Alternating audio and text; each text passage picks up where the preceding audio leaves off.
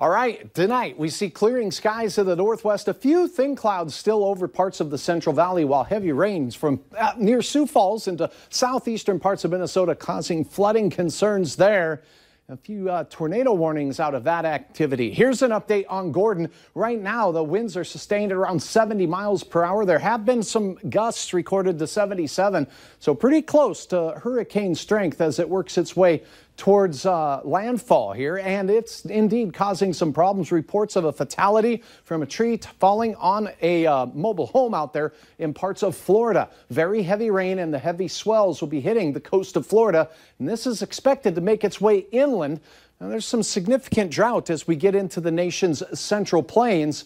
The rain will help, but all of the severe weather that goes along with that landfall of that tropical system, not necessarily welcome. 63 at Hector right now, a north wind at 10 miles per hour.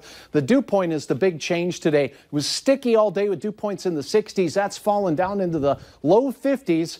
And that means that dry air, well, it usually cools off fairly rapidly. The cool pool moving into places like Jamestown and Devil's Lake, where we have mid-50s, holding on to those 60s in the Red River Valley. Grand Forks, however, at 58 degrees, 55 in Roseau. We'll bump that up to 57 with a live update. 64 right now in Detroit Lakes.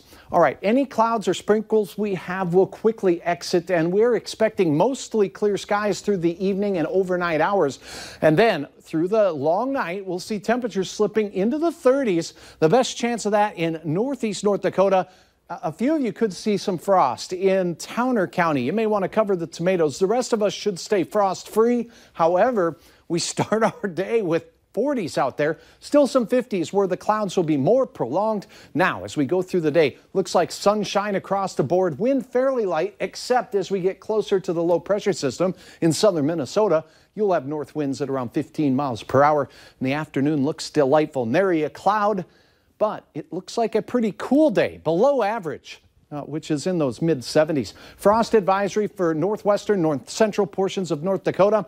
But in Fargo, we start out at 43, ramping things up slowly into the 60s through the midday hours and into the afternoon as well.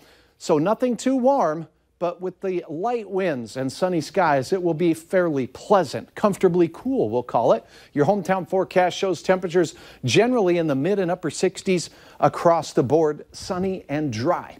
Here's another great sunset with just a couple clouds streaming by. We want to give thanks to Lisa for taking that Tolna photo and uploading it to valleynewslive.com.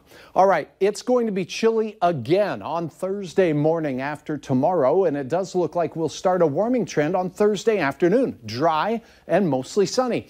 Friday, more of the same, only we warm up to near 80 degrees. That's where we start the weekend, near 80. I think any thunderstorms will likely hold off until the late night hours into Sunday morning, so most of our Saturday looks good. A better chance of rain on Sunday. That cools us off for Monday, Andrea, but it's right back to 81 for Tuesday of next week with spotty thunder shower chances. Well, we'll hang on to these next quiet days. We'll enjoy them. Right. Yeah. Thanks, Hutch.